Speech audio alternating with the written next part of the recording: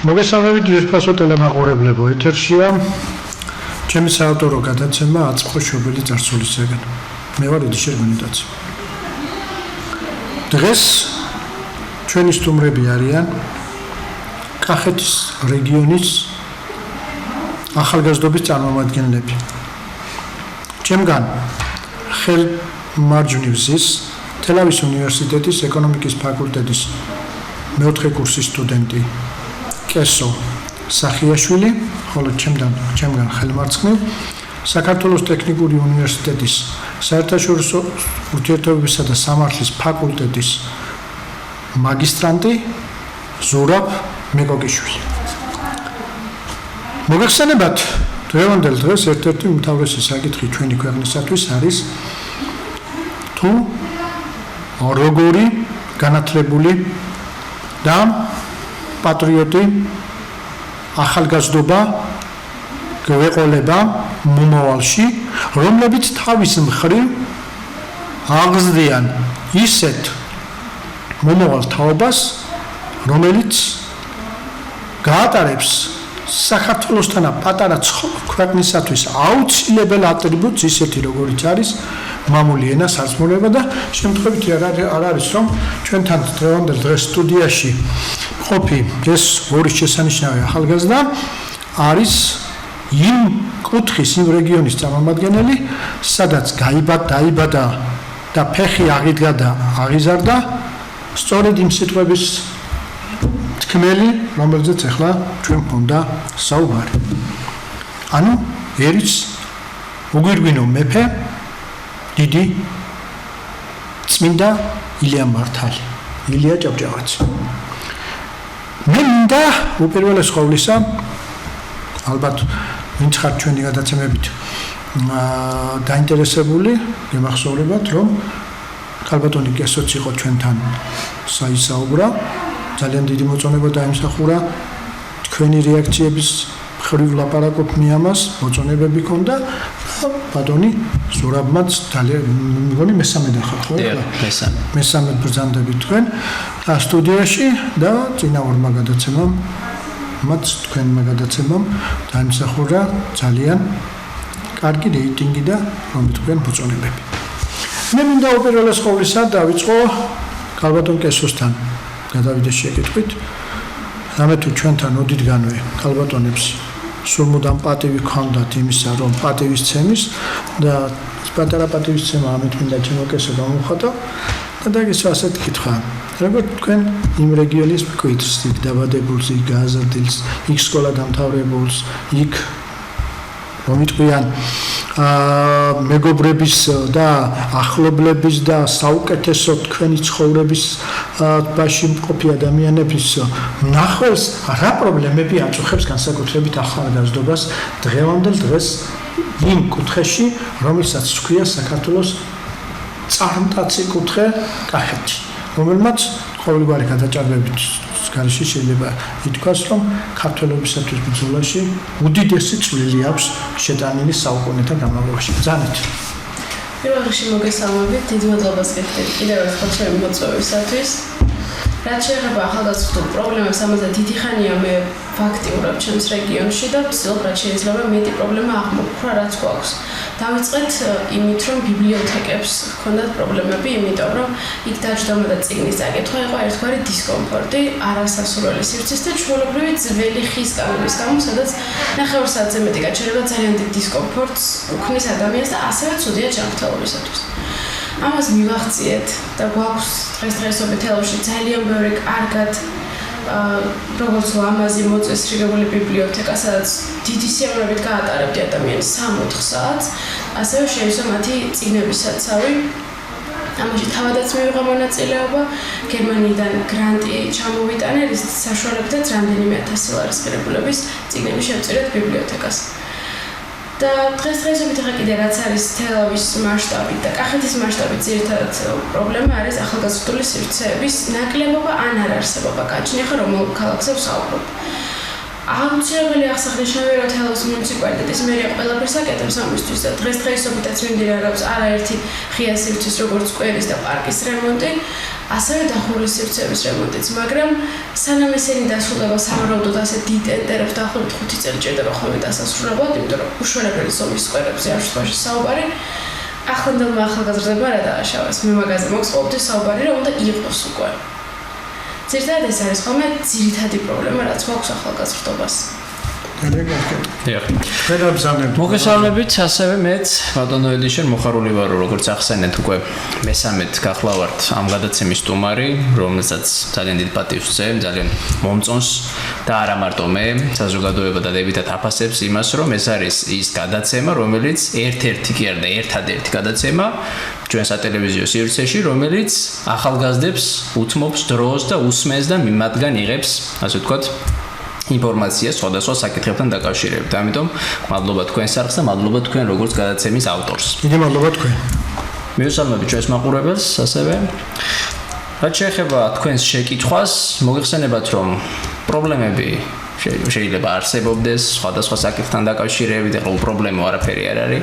თუმცა ამაზე მიმდინარეობს მუშაობა და ეს არის ძალიან საინტერესო და ძალიან მნიშვნელოვანი. როგორც კესომ ახსენა უკვე იმ საკითხებთან დაკავშირებით, როგორც არის რეკრეაციული სივრცეების მოწყობა, სხვადასხვა პარკების თუ ასე შემდეგ, სწორედ ამ მიმართულებით მიმდინარეობს ჩვენთან მუშაობა, ჩვენი მერია ამაზე მუშაობს, რაც ახალგაზრდებისთვის არის ძალიან მნიშვნელოვანი და საჭირო. ბიბლიოთეკების მოწყობა, თვითონ პარკებშია დამონტაჟებული პატარა ბიბლიოთეკები, დგას წიგნები, სადაც შეიძლება რომ მივიდეს ახალგაზრდა და აინტერესდეს იმით, წაიკითხოს და ასე შემდეგ. მე მაინც მიმაჩნია, რომ საჭიროა ახალგაზრდებზე ზრუნვა.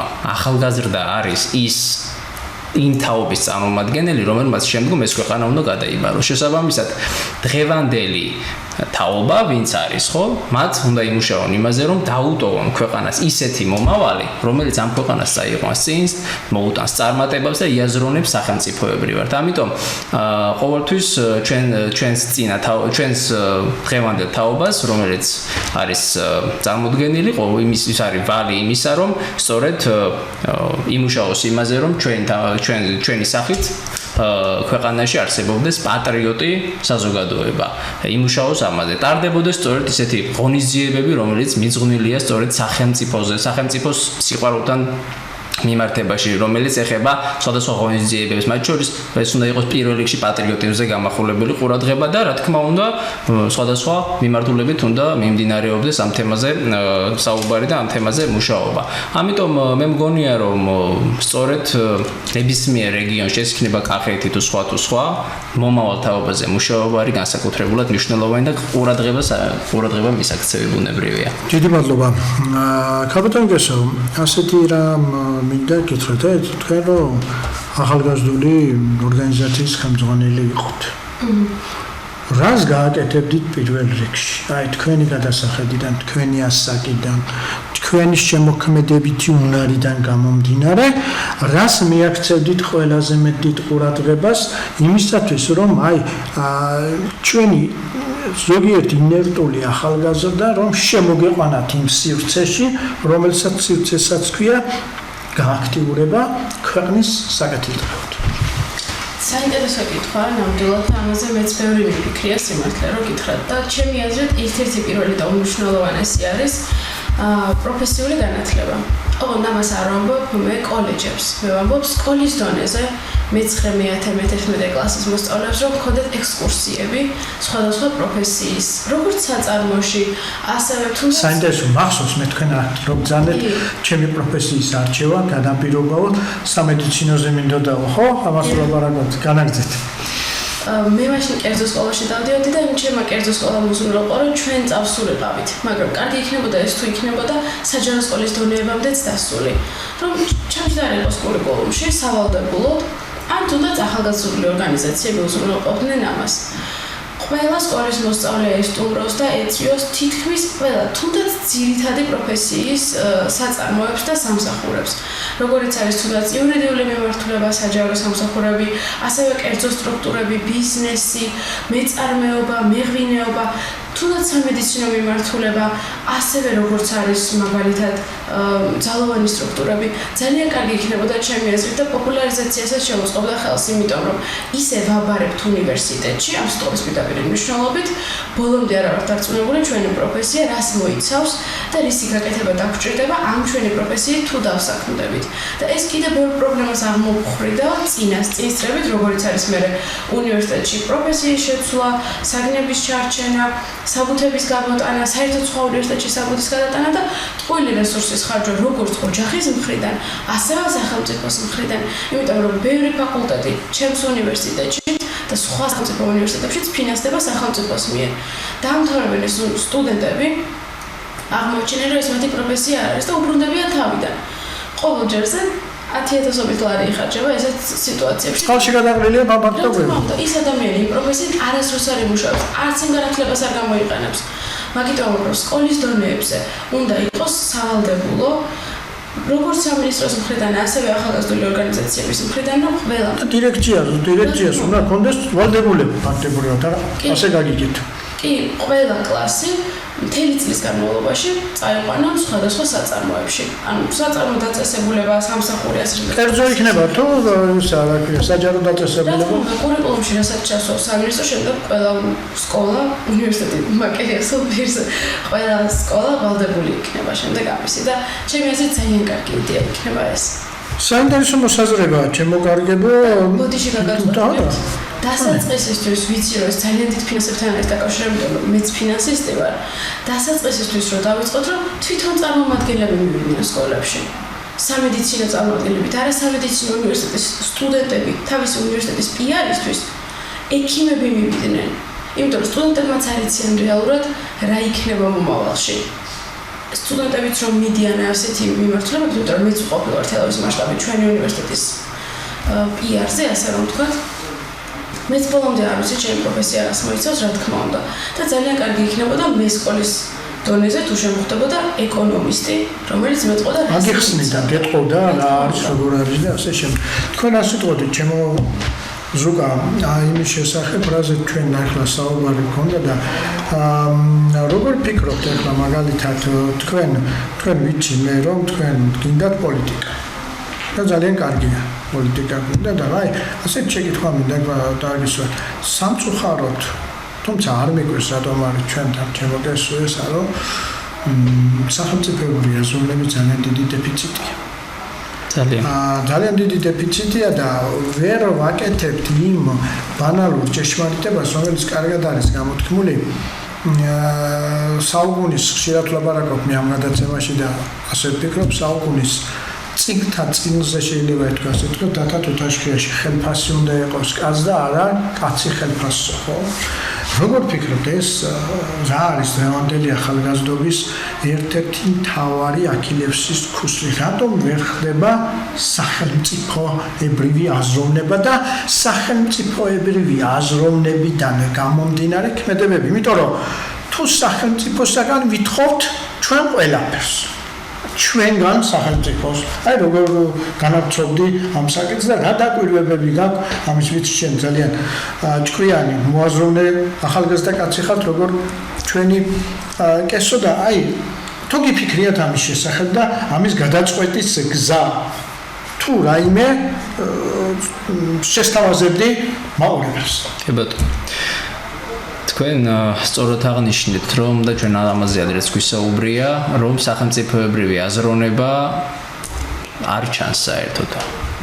თავობაში დეფიციტია სერიოზული, რაც არის ძალიან დიდი პრობლემა სხვადასხვა მე მიმაჩნია ძალიან სერიოზულ პრობლემად, მათ შორის პოლიტიკოსში, როცა არ არსებობს სახელმწიფოებრივი აზროვნება და იმისთვის სულ ერთია რა გადაწყვეტილებას მიიღებს ოღონდ პირადი ასე ვთქვათ, კეთილდღეობა იყოს წინა პლანზე წამოწეული, ეს არის ძალიან მძიმე სიტუაცია. ამიტომ თქვი ახალ თაობაზე ორიენტირი, რომ მნიშვნელოვანია დღევანდელ თაობას, ჩვენს თაობას, ჩემ თაობას ჩაუნერგოთ სახელმწიფოებრივი აზროვნება. პატრიოტიზმის ნიშანწყალი უნდა გაჩნდეს აუცილებლად და არა რაღაც გაფეტიშება ასე ვთქვათ, სხვადასხვა მიმართულებების. მე მესმის, რომ სადღაც ყველაფერი კარგად არის, მესმის რომ წარმატება ბევრგან არსებობს, ბევრ სახელმწიფოში მაგრამ ყველგან წარმატება ვერ იქნება. ეს იმას არ ნიშნავს, რომ ჩვენზე რაღაც უარი უნდა ვთქვათ. მე ყოველთვის ვამბობ ამას. ეს არის ჩემი ცხოვრებისეული კრედო, რომ ყველა გაერთიანებას, ყველა სახელმწიფოს ვცემ უდიდეს პატივს მსოფლიო მასშტაბით, მაგრამ საქართველოს უპირველეს ყოვლისა. აი ეს უნდა იყოს მთავარი ამოსავალი წერტილი ნებისმიერი ადამიანისთვის და რა შეიძლება ამაზე ვისაუბროთ, ხო, როგორ უნდა მოგვარდეს ეს პრობლემა. ეხლა ეს ერთ და ორ თვეში ვერ მოგვარდება ვერანაირად, ამაზე სერიოზული მუშაობაა საჭირო, ამაზე დაფიქრებაა საჭირო, მთელი რიგი, ასე ვთქვათ, კონსულტაციებია საჭირო, თუმცა ძალიან მნიშვნელოვანია ის, რომ რაც მე ვთქვი, შეხვედრები გნებავთ სკოლებიდან, გნებავთ უნივერსიტეტებში, აი ამ მასშტაბში, სადაც ახალგაზრდებს უწევთ აი ამ სივრცეებში მონაწილეობა და სივრცეებში დადიან და აუცილებელია საუბარი მიმდინარეობდეს სახელმწიფო ისტორიაზე პირველ რიგში. პირად საქართველოს ისტორიაზე. საუბარი მიმდინარეობდეს იმაზე, თუ როგორ უნდა გამოვადგეთ ჩვენს ქვეყანას. ამ მიმართულებით უნდა გადაღებული იყოს სხვადასხვა დოკუმენტური ფილმები. აი რა არის პატრიოტიზმი, როგორ შეწირეს თავი ჩვენმა დიდმა წინაპრებმა, როგორ მოიტანეს ქვეყანა აქამდე. აი ესე უნდა გაღვივდეს ჩვენში, ცირედიდან უნდა დაიწყოს და ნელ-ნელა ამაზე კიდევ მეორე სერიოზული მუშაობა იქნება საჭირო, თუმცა ნელ-ნელა ყველაფერი მოგვარდება. ასე პრობლემა ესეთი არ არის, რომელიც არ მოგვარდება სერიოზული. ამიტომ მე მგონია რომ ამ მიმართულებით აი სხვადასხვა ჩვენ ახლა საერთოდ ერთი პრობლემაც გვაქვს მათ შორის ის რომ რაღაც წარსული აღარ გვინდა და რაღაც მომავლისკენ ვიყურებით მხოლოდ ეს არ არის კარგი რაღაცა წარსულის დავიწყება და ჩვენი გმირების დავიწყება რომლებიც ხშირად საქილიკოდ გაუხდიათ ეს არ არის ნორმალური ამიტომ პატივი უნდა ვჩვენოთ ჩვენსას ჯერ პირველ რიგში და შემდგომ სხვისას ამიტომ მე მიმაჩნია რომ პირველ რიგში ძალიან მნიშვნელოვანია ახალ თაობაში ამ მიმართულებით და მე ვფიქრობ რომ ადრე თქვენ ამას დაიწყება აუცილებლად. უკვე დაწყებულია მე ძალიან მომეწონა ის პროცესი რომ მაგ რამდენიმე კვირის წინ საქართველოს პარლამენტმა მიიღო დადგენილება რომ ყველა უნივერსიტეტში სახელმწიფო უნივერსიტეტებში ქართული ენა ბრუნდება როგორც სასწავლო კურსი. კი ბატონო. ეს არის ერთგვარი წინ გადადგმული ნაბიჯი უკვე და აი ასე ნელ-ნელა მე მიმაჩნია რომ ამ მიმართულებით შევამბრუნდება ჩვენი თაობა და უფრო მეტი დაინტერესდება სახელმწიფოებრივი ნაბიჯები და სახელმწიფოებრივი აზროვნებით. რაც ძალიან რთულია ბატონო, შეხა თქვენ იცით, სახელმწიფოებრივი აზროვნება არ არის მარტივი, ეს არის უდიდესი, სერიოზული რამ, რაზედაც უნდა მიდიოდე და უნდა გათავისებული ქონდეთ 100%-ით და ახლა ესე მარტივი არ არის, არც პატრიოტიზმი არ არის მარტივი და არც სახელმწიფოებრივი აზროვნება. მით უმეტეს ეს ჩვენს ცნობიერებაში ნახეთ ჩემო ძვირფასო ახალგაზრდება როგორ არის, ესე იგი გამჯდარი ნახეთ და ღმერთმა თქვენი თაობის და იქეთ შემდეგ ეს აღმოიფხრას ერთ იუმორ ნარევს სიმართლეს ვიტყვი, მაგრამ შემწხვენია ის იუმორია, რომელშიც სიმართლე არ არისო. ნახეთ, როგორი ზმნის წინი გვაქვს. შეზმნის წინით ქართველი ყველაფერს ამართლებს. შემომ დავხარჯევა ლაბარაკობს, რაცო შემომეხარჯა. და ყველაფერს ისა რა ქვია კაცი მოკალია ლაბარაკობს ფერად შემომაგდა ხოდა ეს შედა უამრავ რაღაცებზე შეიძლება კიდე ყურადღების გამახვილება ეს არის სწორედ სახელმწიფოებრივი აზროვნების დეფიციტი როდესაც შენ საკუთარ ნახეთ ახლა როგორი სიტუაციები გვაქვს ჩვენ გქნებავთ ამ პოლიტიკური სიტუაციის გამო თავიდანვე ყველაფერს ტერიტორიული მთლიანობის საკითხი ხო ნახეთ რასლობა ყველაფერი არის სხვისი ბრალი. მითომ ჩვენი ბრალი არაფერი არ არის საერთოდ, რომ ჩვენ საერთოდ არაფერი ვიღაცა მოვიდა, უმიზესოდ რაღაცენ ეს რომ ასე არ არის ხო ვიცი ჩვენ. ამიტომ დიდი ილია რაც ლაპარაკობდა იმისათვის რომ ექიმი მივიდეს და უმკურნალოს მან უნდა გაიგოს მიზეზი რაჭის. რა არის და როგორ არის. ამიტომ უნდა დავსვათ აუცილებლად ეს დიაგნოზი. და როგორც ეკონომისტ მე თქვენ და მომავალში ფინანსის და დარწმუნებული ვარ. მე მინდა ქალბატონი კესო ვიხილო აუცილებლად საქართველოს ფინანსთა მინისტრად და ბატონი ზურაბი მინდა რომ საგარეო საქმეთა მინისტრი იყოს მომავალში. ამიტომ როგორც ხო ხედავ როგორ ვანაწილებ თანამდებობებს აგერ სტუდიაში ჩემო ბატონი. ამიტომ ჩემო ძვირფასო კესო მინდა დაგისვა ასეთი შეკითხვა. აი ერს რომელსაც ყავს მოაზროვნე ნიკო ნიკოლაძე. მე მგონი მეთანხმებით, რომ ერთ-ერთი უდიდესი მოაზროვნეა.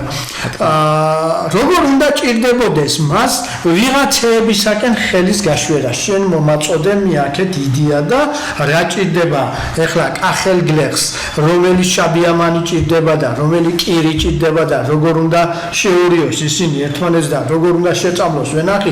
ამის ახლა ვიღაცა ხანს შევეკითხოთ კაცო ამისათვის და რაღაცა უნდა წავიღოთ, სად უნდა გავყიდოთ და როგორ როცა მეგრელო ყავს აგერ ჩემო ბატონო მეგრელს რომელსაც ტვინი ისე აქვს მოწყობილი რომელიც საუკეთესო რაიმეებს გამოიყვანს ამ ვაჭრობისაგან გვიჭირს ჩვენ ასეთ პირობითად ვლაპარაკობ რა თქმა უნდა ამას როგორ ფიქრობთ თქვენ აი ეკონომიკაში ჩვენ გვიჭირს ბევრი რაღაცები აი როგორც ახალგაზრდა თქვენ გადასახედიდან რა მიმართულებები გვჭირდება როგორ შეიძლება გამითარდეს და ასე შემდეგ და გადაცემის ჩაწერა სანამ დავიწყებდით აღნიშნეთ რომ ყველაფერი უნდა ვისაუბროთ ისეთ ენაზე რომ გასაგები იყოს როგორც თანადამსწრებისთვის ასე პროგრამისტებისთვის და მოდი დავიწყებ იმით რაც ყველა ჩვენგან შეგვიძლია რაზეც მეც ხშირად ვსაუბრობ ხოლმე და მაქვს კონფლიქტი არა მაგრამ ზირთადად რაზეც სულ დავობ ხოლმე არის ის რომ როდესაც წინ გვაქვს ორი რესტორანი ერთი ამერიკული ან ევროპული რესტორნის ფილიალი საქართველოში და მეორე ადგილობრივი წარმომადგენლის. ადამიანების უმრავლესობა საქართველოში ინსტინქტურად მიდის იმ ცნობილ ბრენდთან და იმ ცნობილ ბრენდში არჩევს რომ შეიძინოს საკვები. ამით ჩვენ მოგება პირდაპირ მნიშვნელობით გაგვაქვს ქვეყნიდან. ის ჩემი გამომუშავებული თანხა რომელსაც მე ვიღებ ხელფასის სახით პირდაპირ ვაგზავნე საზღვარგარეთ. იმის მაგივრად რომ მე ის თანხა ისევ ქართულ საწარმოში დავაბრუნო და ქართულ საქმეს მოახმარო. ქართულ საქმეს მოახმარო და ისევ უკან დავიბრუნდება მე. იმიტომ რომ ჩემი ხელით გაგზავნილი მოგება საქართველოში უკან არასოდეს აღარ დამიბრუნდება. აი ძალიან კარგი რაიმეს მიაგენი ჩემო კესო. ძალიან აღფრთოვანებული ვარ. რატომ იცით? აი ამის გარეშე ქვეყნის ეროვნული განვითარებაში. აი ესა სწორედ მე ვთანხმებით ალბათ დეფიციტი სახელმწიფოებრივი აზროვნების დეფიციტი და მარტო სატრედზელოში გაუმარჯოს და გულზე ხელის დაბაგუნება არა პატრიოტიზმი. პატრიოტიზმი არის ყოველი ფეხის ნაბიჯი და შენი სახელმწიფოსადმი სიყვარული. გისმენ? მეც ყოველთვის როდესაც თუნდაც ჩემს ქალაქში ვარ, თელავში ვარ, ყოველთვის ვცდილობ თუ რამე საკვების გამოძახება ჭირდება. არა მხოლოდ საკვები ხა ესე თქმა უნდა ელემენტარული რაც ყველას დონემდე მივა. ნებისმიერი საკითხი თუნდაც რაც კედლის შპალერი ქაღალდი რაც კედელზე იკვრება. ყოველთვის ვცდილობ იყოს საქართველოში ნაწარმოები. ხარისხში იმდენად დიდი სხვაობა არ არის. თანხაშად შეიძლება 5 ლარი თვიტი გადახდა მომიწიოს, მაგრამ 100% დარწმუნებული ვარ, რომ მე ის თანხა უკან დამიბრუნდება, იმიტომ რომ საქართველოში დატრიალდება მოგება. ასეთი ახალგაზრდები უნდა ქვეყანას მეგობრებო, ასეთი ახალგაზრდები. გისმენ? ნებისმიერი კაფე იქნება თუ ნებისმიერ პროდუქტს ყოველთვის ვცდილობ, აი გუშინაც მაგალითად შევედი ერთ-ერთ მარკეტში წვენის საყიდად და იყო უამრავი ნატურალური წვენის. ვეძებდი ყველგან რომელს ეწერებოდა რომ იყო საქართველოში ნაწარმი. იმიტომ რომ მე ის მოგება რაც მე გამოვიმუშავე. მინდა რომ საქართველოს დაუბრუნდეს და საქართველოში დატრიალდეს. ჩვენ ახლა მაკდონალდსში თუ შევალთ თუ რომელიმე ცნობილ ბრენდში თუ შევალთ, უკან გვიბრუნდება მარტო მომსახურე პერსონალის გადახდილი ხელფასი. ისიც ეს ადამიანები თვითონ ხარჯავენ და ისევ დიდი ალბათობით ბრენდებში დახარჯავენ ამას რომელიც ისევ ქვეყნიდან გაედინება. რა რაოდენობით თანხა გაედინება ქვეყნიდან ეს პირველად მე რომ ნახე სტატისტიკური მონაცემები, რამდენიმე დღეს საერთოდ კომპიუტერს ვეღარ გავეკარე. მაგის მერე ყოველთვის ვცდილობ რომ მოვძებნო საქართველოს დროშა ყველაფერზე და ის შევიძინო. აი ჩემო ძვირფასო ტელემაყურებლებო, რამე და ეხლა გითხრათ, აი ყოველგვარი გადაჭარბების გარეშე ახლა ჩვენ მე მგონი ორივე თავი დამეთანხმებით ამის შესახებ თქვენასაც ვაპარაკობთ, არავითარ და საერთოდ ჩვენ არ ვსაუბრობთ წინასწარ რაზე ვისაუბრებთ. აი გვაქვს თემა, ჩემო ბატონო, ვისაუბროთ ეკონომიკაზე, ამას საკითხებზე, იქეთ-აქეთ საერთაშორისო ურთიერთობებზე და აი ამ საკითხს საერთოდ ახლა ჩვენ შევხვედრივართ ერთმანეთს, მაგრამ ამის შესახებ საუბარი არის. აი ასეთი ახალგაზრდები ახლა მე მინდა გითხრათ, რომ ასეთი ახალგაზრდებით უნდა დაინტერესდეთ როგორი ფიცერია და უნდა დაინტერესდეს დიდი ტელევიზიები, უნდა დაინტერესდეს დიდი გამოცემები, უნდა დაინტერესდეს ჩვენი ქართველი ბიზნესმენები.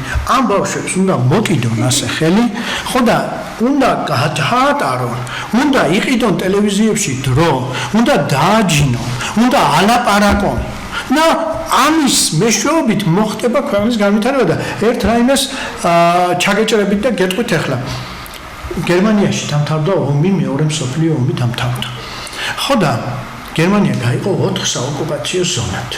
ამ 4 საოკუპაციო ზონიდან ერთ-ერთი ფრანგებმა მიიღეს უფლება მატარებელი გაეტარებინა და როგორ გითხრათ იცი მაშინ ეს ელექტრომატარებლები აიყო, აი ელექტრომატარებლები რო არის ეხლა ჩვენთან ამი მსგავს.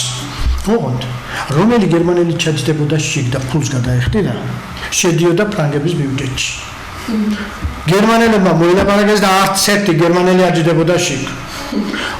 გაევლიდა გერმანელს ერჩივნა გაევლო 20 კილომეტრი იქეთ ფეხით 20 კილომეტრი ან სხვა ტრანსპორტით ან ცხენით ან რაღაცით რა მეორე მსოფლიო ომი ახალი დამთავრებულია ხო და ბოლოს რომ იტყვიან ახლა აი სიტყვა გურიაში იციან იხრიგინა იარა მატარებელმა იქეთ აქეთ მოგება ხო იწულებული გახდნენ ფრანგები გაიყვანან და გერმანული მატარებელი დაინიშნა. ამის მეშვეობით მოხდა ის, რაც მოხდა გერმანიაში შემდეგ, იმიტომ რომ კონსტანტინე საუს ნათქვამი თუ მთელმა ერმა არ მოინდომა, თვით ალექსანდრე მაკედონელიც ვერ გაამარჯვებინესოდა.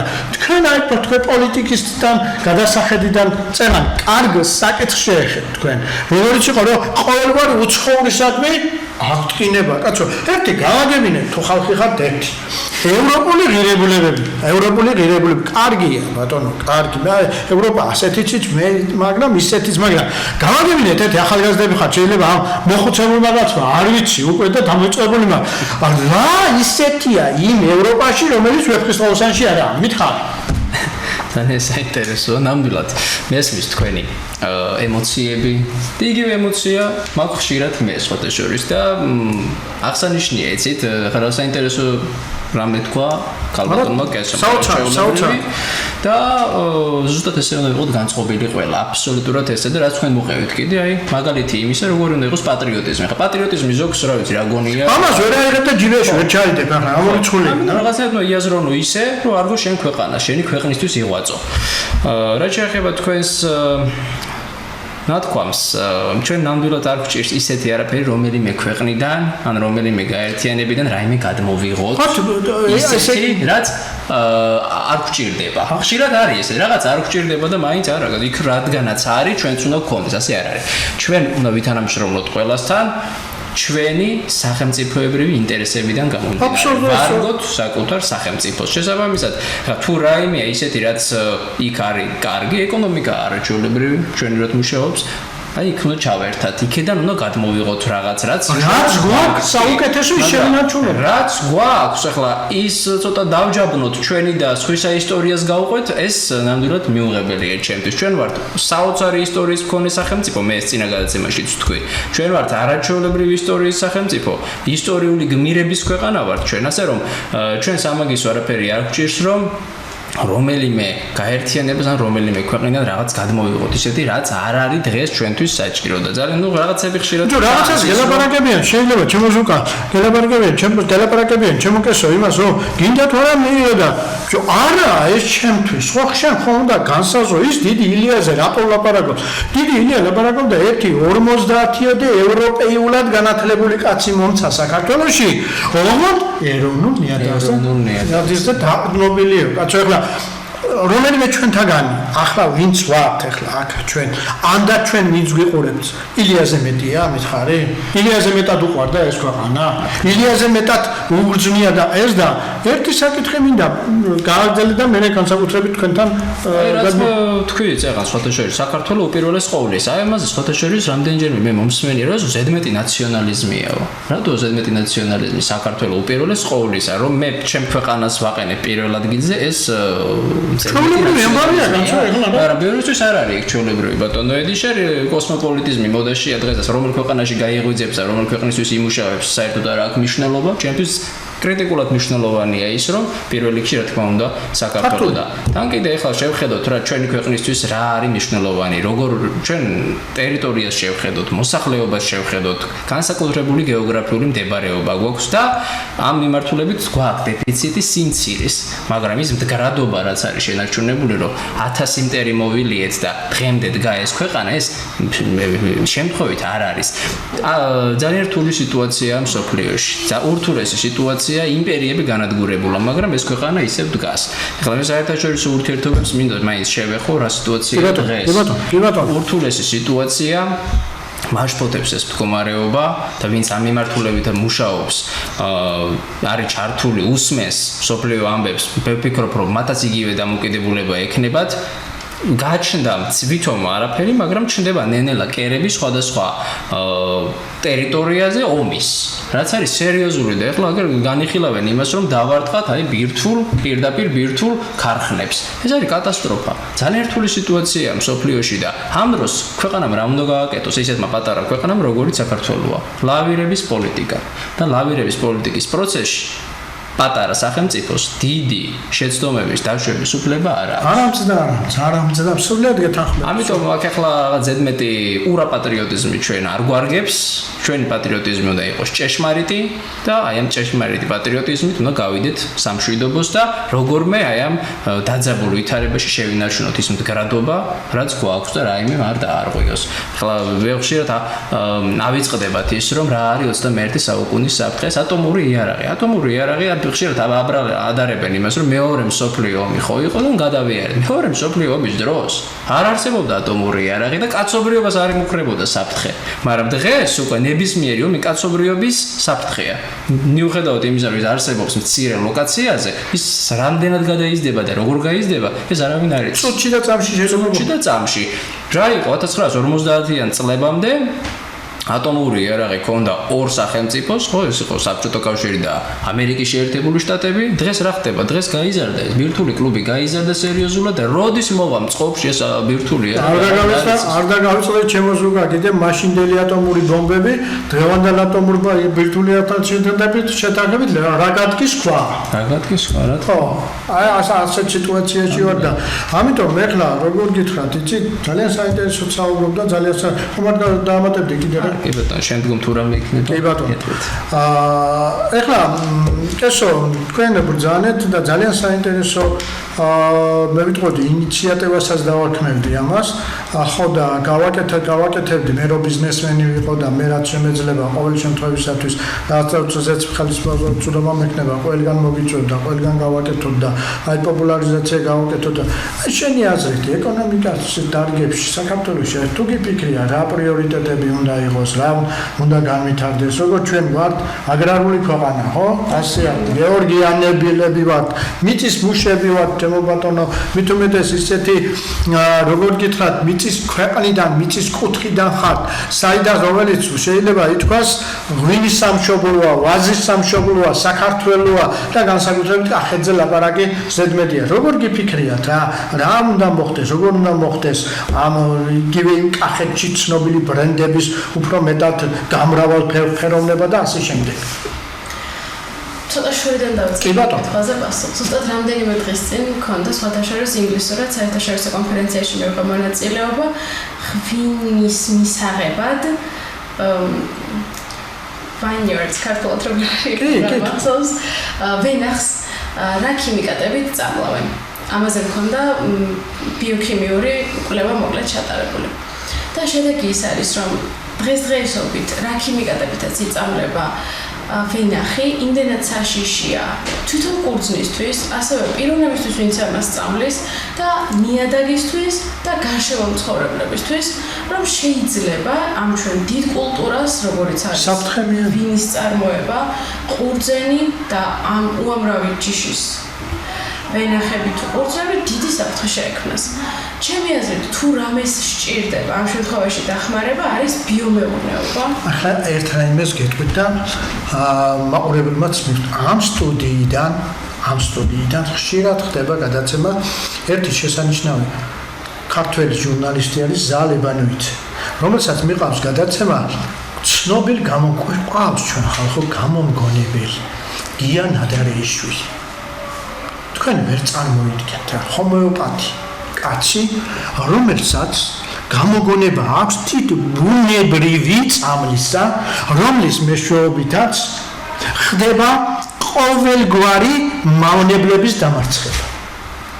აი თქვენ ხომ წადეთ ეხლა ახალგაზრდა გოგონამ მიაგენი და თქვით ეს მე გადაცემის შემდეგ შემოვატანო გეტყვით მის ტელეფონის ნომერსაც გეტყვით ყველაფერს გეტყვით შემოვატანო და აი როგორ გითხრათ იცი დაუკავშირდით ნახეთ თქვენ კავშირები გაქვთ საზღვარგარეთული კავშირები გაქვთ ჩემო ძვირფასო და ეს აუცილებლად გასაკეთებელია იმიტომ რომ ვაზო შვილივით ნაზარდო ხო მაგრამ შვილს თავი ხო არ უნდა მოაკვლევინო შენივე გაზრდილ შვილს შენივე ნაწამლით ხო პოსტოს ლაპარაკობ მე მგონი არ ვწდები ამიტომ ეს ძალიან საინტერესოა და მაყურებელმა იცოდეს იმდენად ცუდი ქიმიკატებით იწამლება დღესდღეობით კახეთში და არა მხოლოდ კახეთში სამწუხაროდ ვენახები რომ რამდენიმე წელში საერთოდ გაუნაყოფიერდება ის ნიადაგი რომელსაც ახლა ვენახები გვაქვს ჩვენ დაგული სამწუხაროდ ამაზე მთლიანი კვლევა მაქვს რომელიც ასევე შემიძლია თქვენს გაგაცნოთ როგორც მიკროქიმია ასევე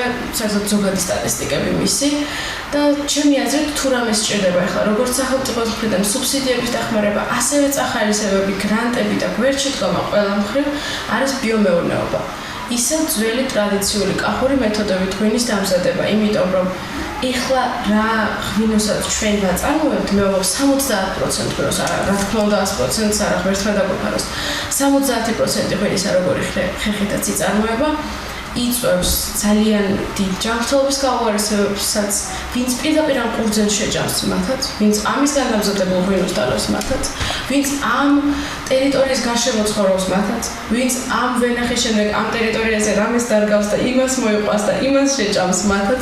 მოკლედ, სერიოზულად დიდ პრობლემას ვადგავართ ახლა ჩვენ. სერიოზულად დიდი პრობლემა გვიდგა ჩვენ ახლა თვალწინ ნამდვილად. და ძალიან მიხარია მე ჩემ თემის ხელმძღვანელს ბატონ გელაზიკურს აქედანაც მინდა მადლობა გადავუხადო ამ უდიდესი პრობლემის წინ წამოწევის. ესე იგი არსებობენ არ აქვს ამის ინფორმაცია. ძალიან ცუდია რომ ამაზე ბევრს არ აქვს ინფორმაცია. თვითონ ჩვენ ვიყავით ჩასულები მუშებსაც ვესაუბრეთ, ვინც მუშაობს თვითონ ვენახში და წამლის. ყოველგვარი თავდაცვის გარეშე ჩვეულებრივი ტანსაცმელი წამლიან ღვინოს. იცით რამდენი წელი გააქვს მაგათ დარჩენილი. იმდენად საშინელი შხამქიმიკატები წამლავენ. ხელები იცით რა მდგომარეობაში ხონდათ სადაც შხამქიმიკატი მოხდათ.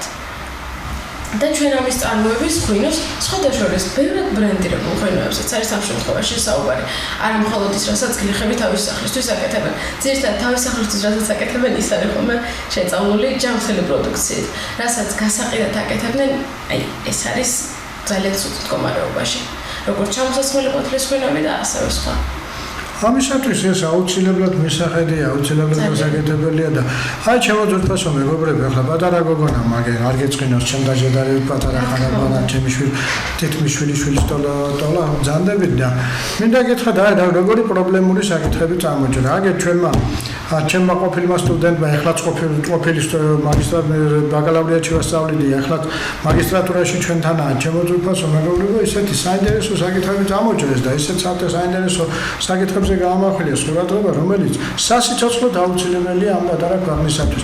და მე შემთხვევით არ მithქვას მე ნიკო ნიკოლაძის შესახებ. ნიკო ნიკოლაძე იყო რაღაცა მოვლენა იყო რა და მე ვთქვი, რომ ილია ჭავჭავაძეზე არაფრით ნაკლები არ იყო.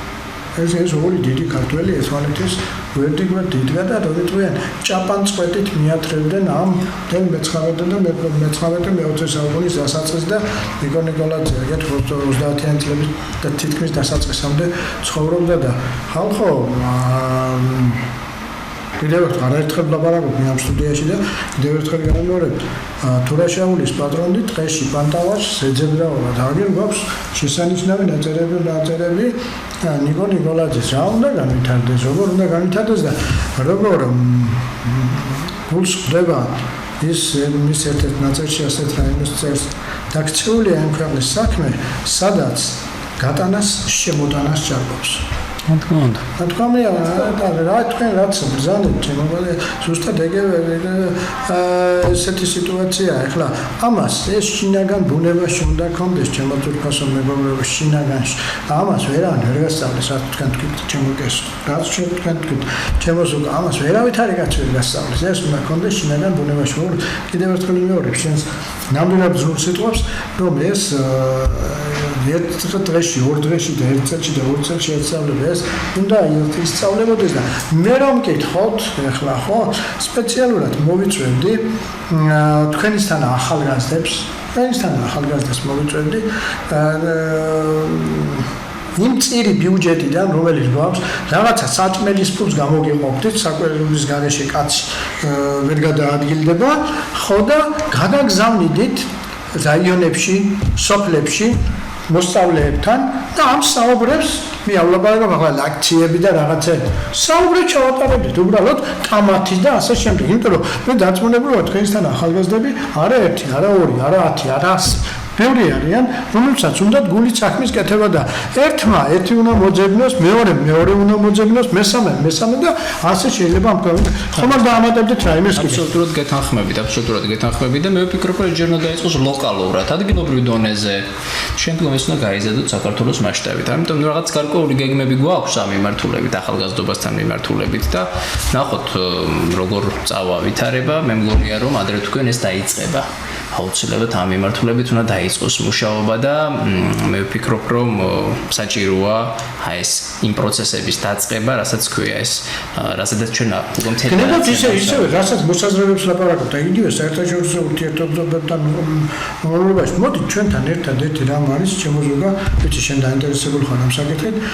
ესე იგი, არის ტაბუდადებული თემა თუ რაიმე თქვი ჩვენი ჩრდილოეთ მეზობელთან რომ შეიძლება ურთიერთობები უნდა გქონდეს და ასეთ რაღაც ესე იგი შეგრაცხავენ თითქოს და შენ ხარ ამ ქვეყნის მტერი შეიძლება ხშირად მისვამს კიდევ ერთხელ მიმეორებ რუსეთი ჩვენი ოკუპანტია ოკუპირებულია ჩვენი ქვეყნის ტერიტორიების 20% მაგრამ დამისახელეთ მექანიზმი იმისა რომ სადმე მოლაპარაკების გარეშე ან რაღაცა ქმედებების გარეშე შესაძლებელი გახდა ქვეყნის მიერ ამა თუ დაკარგული ტერიტორიების დაბრუნება. ყოფილა სადმე მითხარი? არ არსებობს ესეთი რამ და აგერ ახალი ისტორია რუსეთ-უკრაინის ომი. არ ჯდებიან მოლაპარაკების მაგიდასთან და ამობენ ომი არ სრულდება. რა დაასრულებს იმ ომს? რა დაასრულებს იმ დაპირისპირებას თუ რაღაც შეთანხმებამდე არ მივიდნენ. ახლა ეს ამერიკის პრეზიდენტი კი ცოტა რაღაცას ასე ვთქვათ ცდილობდა, მაგრამ მე მგონი რაღაცა არ გამოსდის და არ გამოსდის სამხედრო სამრეწველო კომპლექსის მიერ და ეს ფართო თემებია, მაგრამ მე ვლაპარაკობ იმას, რომ ლაპარაკის დაწყება თქო ლაპარაკობ. აუცილებლობასა მე ვლაპარაკობ, რა თქმა უნდა, ეს უნდა იყოს ღირსეული საუბარი. ღირსება არც ერთ შემთხვევაში არ უნდა იყოს დაკარგული. რაზეა ლაპარაკი, კაცო, მაგრამ ეს ახლა გამოცხადება ამისა ძალიან ცუდია, რომ ცალსახად ეს ყოველ შემთხვევაში ცუდია. ვილმას მადლობას მომახსენებთ. დღევანდელ დღეს აჩვენებისათვის, ასეთი საინტერესო საუბრისათვის და მინდა ვისურვო მომავალში რომ რაღაცა ისეთი ბავშვებო არ გეწყინოთ კიდევ ერთხელ რომ ბავშვები თქვენ ჩემთვის 100 წლის რომ იყოთ მაინც ბავშვები იქნებით ჩემ ალბათ ჩემი ასაკიც მოიმატებს ხო? ხო და რაღაცა ისეთ ორგანიზაციას თუ გაუწერთ კურირებას ან შექმნით რომელი ორგანიზაციის მეშვეობით შესაძლებელი გახდება თქვენი შესანიშნავი იდეების გატარება. რასაც ლაპარაკობ თქვენს იდეებიდან 30% რო გატარდეს, ეს ძალიან დიდი საქმე იქნება ჩვენი ქვეყნისათვის. კიდევ დიდი მადლობა ქალბატონ კესოს, ბატონ ზურაბს ამ საინტერესო საუბრისათვის. მადლობთ ყურადღებისათვის. ჩვენი გადაცემა ეთერში გავა ორშაბათს 23 ივნისს საღამოს 22 საათზე. მადლობთ ყურადღებისათვის.